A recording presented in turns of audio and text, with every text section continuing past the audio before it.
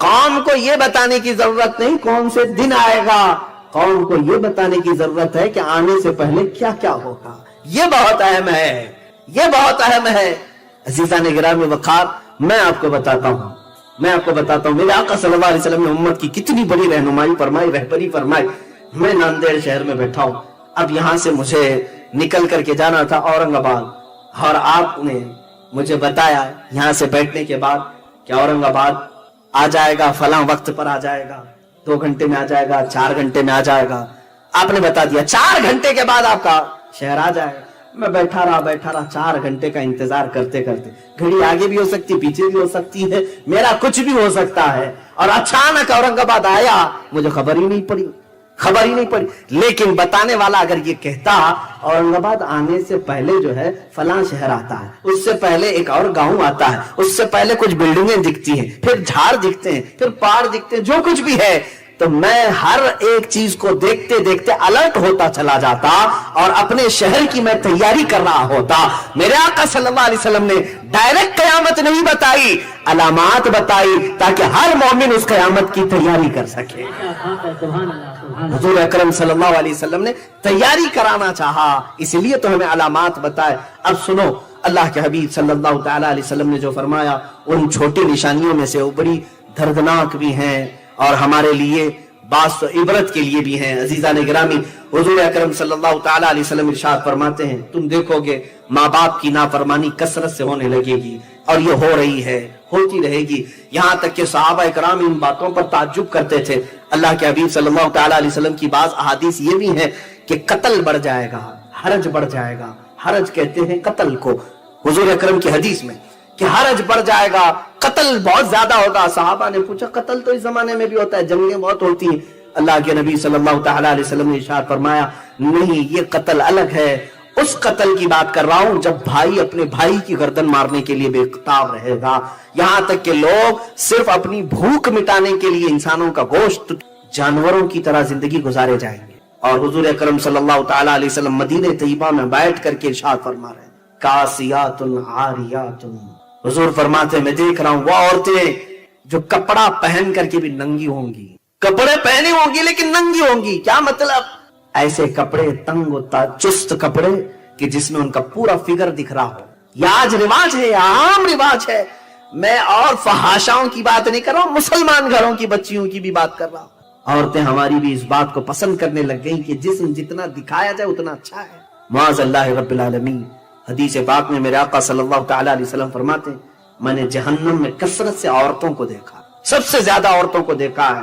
ایک حدیث میں یہ اللہ کے حبیب فرماتے ہیں ایک عورت کو میں نے دیکھا کہ اس کو پستانوں سے لٹکایا گیا ہے، اور فرشتے اس کو عذاب اس قدر سختی سے دے رہے ہیں کہ اس کے پیٹ سے اس کی انتڑیاں اس کے پیٹ کے مقام سے باہر نکلی ہوئی اور اسے لٹکایا گیا ہے۔ تو حضور اکرم صلی اللہ تعالی علیہ وسلم نے وجہ بیان فرمائی یہ وہ عورت ہے جو اپنا جسم کی نمائش کو پسند کرتی اور اسے اس عذاب میں گرفتار کیا گیا تھا۔ آج وہ کثرت سے بے حیائی رواج پکڑ گئی۔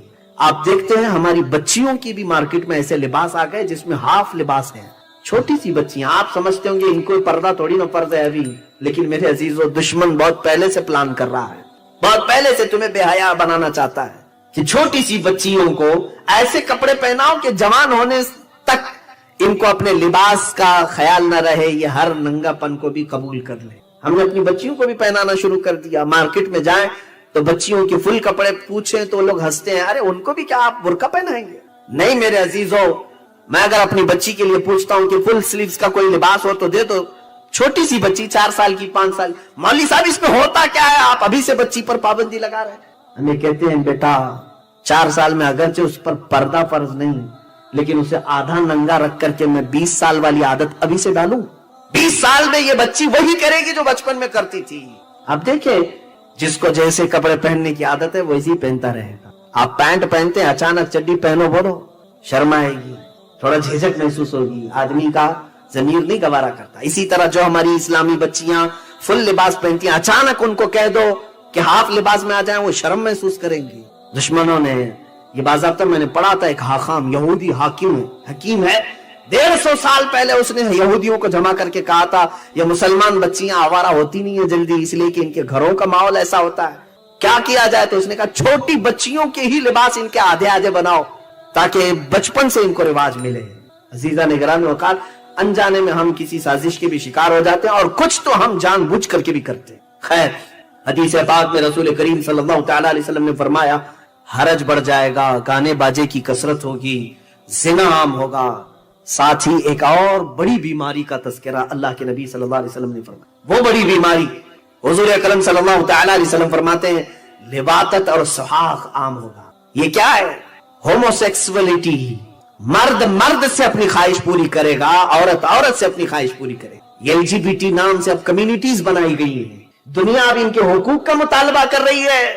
گےازم، ارے انڈیا میں گورنمنٹ میں، یہاں پر ہماری پارلیمنٹ میں قانون پاس کر لیا کہ مرد مرد سے شادی کر سکتا ہے، اس کو کوئی نہ روکے۔ آج یہ مغربی دنیا اس کو سمجھتی ہے کہ ہم پوش ہیں، بہت زیادہ پوش ہیں۔ ارے جانور بھی نہیں کرتے یہ حرکتیں، تم کون سے پوش ہو؟ مرد مرد سے اپنی خواہش پوری کرے، گےازم، اس کو لواطت کہتے۔ قرآن پاک میں سب سے دردناک عذاب کا جو تذکرہ آیا ہے وہ قوم لوط پر ہے۔ حضرت لوط علیہ السلام کی قوم جو یہ کام کرتی تھی، اِنَّكُمْ لَتَأْتُونَ الرِّجَالَ شَهْوَةً مِّن دُونِ النِّسَاءِ۔ رمضان المبارک کے قریب کر رہا ہے، لیکن بعض بزرگوں نے یہ بھی فرمایا شعبان میں موتیں بھی کثرت سے ہوتی ہیں۔ لوگوں کا یہاں پر حساب کتاب 15ویں شعبان کو جو اب شب برات آنے والی ہے لکھ دیا جاتا ہے، سال بھر میں کیا کیا ہونے والا ہے، کتنے لوگ جانے والے ہیں۔ کئی لوگوں کی کتابیں بند کر دی جاتی ہیں۔ حدیث پاک میں یہ بھی ہے کہ فیصلہ اللہ تعالیٰ فرشتوں کے حوالے فرما رہا ہوگا، حالانکہ جب ہم ماں کے پیٹ میں تھے تبھی لکھ دیا گیا ہے کہ کتنی عمر ہے، لیکن فرشتوں کو جو ٹرانسفر کیا جاتا ہے سال میں ایک مرتبہ، اگلے سال ان کا کیا کیا ہونا ہے۔ اور حدیث میں ہے کسی کے متعلق فرشتوں کو یہ کہا جا رہا ہوگا کہ فلاں 1 مہینے بعد، 2 مہینے بعد، 1.5 مہینے کے بعد اس کی فلاں وجہ سے موت آئے گی، لیکن وہ بندہ شادی کی تیاری کر رہا ہوگا، وہ بندہ جس کی موت کا آرڈر جاری ہو چکا ہے، فرشتے لے چکے ہیں، وہ اپنے کاروبار کے اور اپنے گھر بار کے بنانے میں مصروف ہوگا، اسے اندازہ تک نہیں ہوگا کہ شعبان کے اس مہینے میں اس کی موت کا پروانہ نکل چکا ہے۔ اسی لیے میں عرض کر رہا ہوں قرآن کی آیت اقترب للناس حسابهم وهم فی غفلۃ معرضون۔ اللہ فرماتا ہے لوگوں کا حساب بہت قریب آ چکا جبکہ وہ غفلت میں پڑے ہوئے ہیں۔ اب جس زمانے میں آپ زندگی گزار رہے ہیں یہ اتنی تیزی سے آپ کے اوپر سے گزر جائے گا کہ آپ کو احساس تک نہ ہوگا، بلکہ ایک حدیث کا مفہوم یہ بھی ہے کہ جوان بوڑھے نظر آنے لگیں گے اور بچے جوان نظر آنے لگیں گے۔ وہ دور آئے آج، بچے تو ہمارے جوان ہو ہی چکے ہیں، جو 6 سال کے بچے ہیں، 5 سال کے بچے ہیں، جن کو حقیقت میں بچہ کہا جاتا تھا، اب کے زمانے میں وہ بچے ہی نہیں رہ گئے۔ 8 سال کے بچے وہ بچے ہی نہیں رہ گئے۔ ساری اسکولوں کے حالات ہمارے پاس آئے دن نئی نئی خبریں آتی ہیں۔ 3ری جماعت کا، 4تھی کلاس کا بچہ خطرناک قسم کے نشوں میں مبتلا ہے جو بڑے بڑے جوان بھی نہیں کیا کرتے تھے۔ تو بچہ کہاں رہا؟ حضور پاک صلی اللہ تعالیٰ علیہ وسلم نے فرمایا تھا بچے جوان لگیں گے اور جوان بوڑھے، اور جوانوں کی حالت یہ ہے کہ سارے مزے اپنے بچپن میں اتنے کر لیے کہ جوانی میں طاقت ہی ختم ہو گئی۔ فرمائے گا لیکن اس کے لیے کثرت سے تم اللہ کو یاد کرو، اللہ کو یاد کرو۔ تو بہرحال میرے عزیزو، قیامت کی نشانیاں جو ہم نے آج مختصر آپ کے سامنے رکھی وہ بہت تیزی سے تمہارے سروں پر آ رہی ہیں، اور تمہارے ہاتھوں سے بہت سارے کام اب چھن جائیں گے۔ ابھی آپ ترقیات میں خوشی سے بات کرتے ہوئے بیٹھتے ہیں نا، ڈسکس کرتے رہتے ہیں کہ سنا ہے ایسی کار آ رہی ہے کہ وہ اب بغیر ڈرائیور کے چلے گی، روبوٹ سے چلے گی۔ اس کو تو ہم خوشیوں میں ڈسکس کرتے ہیں کہ اچھا ایسا ہونے والا ہے۔ پہلے ایسا تھا کہ موبائل آپ بٹن کے دباتے تھے، کسی نے اگر خبر کر دیا کہ نہیں بعد میں صرف ٹچ کرنے سے آتا ہے تو آپ کہتے اچھا ایسا بھی آنے والا ہے۔ لیکن اب کوئی کہے تو آپ کو کوئی تعجب نہیں، ٹچ اسکرین، کوئی تعجب کی بات نہیں، بنا ڈرائیور کے گاڑیاں آ جائیں گی۔ اس طرح ہوتے ہوتے نظام زندگی اس قدر بدل جائے گا، اس قدر بدل جائے گا۔ آج میری یہ بات نوٹ کر کے رکھ لیں، زندگی باقی رہی تو 10 سال بعد انشاءاللہ ہم ملاقات کریں گے اگر اللہ نے زندگی باقی رکھی، اور اس کے بعد پھر ہماری یہ باتیں میچ کر کے دیکھیں کہ کیا کیا ہوا ہے اور کیا کیا دنیا بدل چکی۔ اسی لیے میں کوئی بھوشمانی نہیں کر رہا ہوں، اور نہ ہی کوئی جوتش بابا ہوں طوطا لے کر جو بیٹھتا ہے، یا تمہارے ہاتھوں کی لکیریں دیکھ کر کے کوئی فیوچر بولنے والا نہیں۔ مصطفیٰ کریم صلی اللہ تعالیٰ علیہ وسلم کی احادیث سے جو قیامت کے قریب ہونے والے رونما ہونے والے واقعات ہیں، میں ترجمانی کر رہا ہوں حضور کی حدیثوں کی، اس لیے کہ ہمیں پتہ ہے دنیا کے سارے سائنسدان جھوٹ بول سکتے ہیں، مدینے والے کی بات جھوٹ نہیں، میرے آقا صلی اللہ تعالیٰ علیہ وسلم کا فرمان جھوٹا نہیں ہو سکتا۔ اس لیے اگلا دور جو آ رہا ہے وہ بڑا سخت ترین ہے۔ اب آپ دیکھیں محنت سے عاجز، ہر چیز سے محنت سے تمہیں نکال لینا ہے۔ میں نے تو لکھنے پڑھنے کی ایک مثال دی کہ تمہارے ہاتھوں سے قلم چلا جائے گا، تمہارے پاس سے کتابیں جو پرنٹ ہوتی تھی یہ بھی چلی جائیں گی، بس تم موبائل میں آڈیو کتابیں سنتے رہو۔ اور دور تو ایسا ہوگا کہ کچھ لکھنا بھی ہے وہ بھی ابھی آ ہی چکا ہے، وائس کمانڈ جو ہوتا ہے اس کو بولو وہ لکھ کر کے دے دے گا، تم اس میں موبائل میں جو بولو گے وہ ٹائپ بھی ہو جائے گا۔ تو جب آپ کے بولنے سے سب لکھ بھی جاتا ہے تو قلم اٹھانے کی ضرورت کیا ہے؟ قلم چھوٹ گیا تمہارے ہاتھ سے، یہ سب چیزیں چھوٹ جائیں گی آگے۔ اب دور کے متعلق پیشین گوئیاں بعض سائنسدانوں نے یہ بھی کی ہیں کہ بچے پیدا کرنے کے لیے شادی ہونا بھی ضروری نہیں، یہ دنیا کا پلان ہے، یہ میں فطرت خداوندی کو نہیں بتا رہا، اللہ کے قانون کے خلاف ہے، لیکن دنیا یہ بھی چاہتی ہے کہ شادی کی بھی ضرورت نہیں، بچے ہم لیب میں پیدا کریں گے، لیبارٹری کے اندر ماں کی جیسے رحم دانی ہوتی ہے بچہ دانی، آرٹیفیشیل اس کو تیار کر کے اس کے اندر کسی مرد کے نطفے کو رکھ کر اس کو وہیں پروان دیا جائے گا، نہ کسی یہ شادی کی ضرورت ہے، نہ کوئی عقد، نہ کوئی ایگریمنٹ، کچھ نہیں، جس کو بچہ چاہیے وہ لیب سے خرید لے، ہر طرح کی چیزوں سے تمہیں آری کر دیا جائے۔ ابھی تو بہت سارے لوگ سوال بھی کرتے ہیں ہم سے ٹیسٹ ٹیوب بیبی کے متعلق، جس کو بچے نہیں ہو رہے ہیں، کیا وہ اس طرح سے ٹیسٹ ٹیوب بیبی سے جو آج ایک طریقہ کار ہے بچے پیدا کر سکتے ہیں یا نہیں؟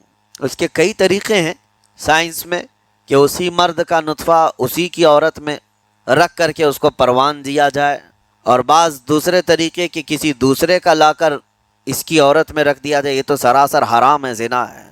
لیکن ائمہ اکرام فقہاء اکرام نے حلال رشتے کے اندر ہی مرد اور عورت جو شادی شدہ ہیں ان کو بھی اس طریقے سے بچہ حاصل کرنے کی اجازت نہیں تھی، وہ ناجائز ہے، ناجائز ہے۔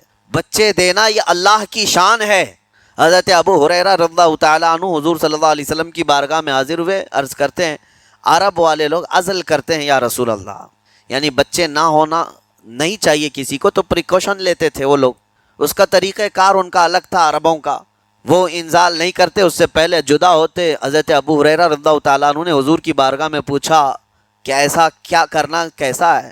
نبی پاک صلی اللہ تعالیٰ علیہ وسلم نے ارشاد فرمایا اگر رب تبارک و تعالیٰ چاہے تو بھی بچے عطا کرے گا، کوئی عزل کر لے الگ ہو جائے، اگر مولا کو دینا ہو تو اس حال میں بھی اللہ تعالیٰ بچے عطا کرے گا، جو مولا بغیر باپ کے عیسیٰ پیدا فرماتا ہو۔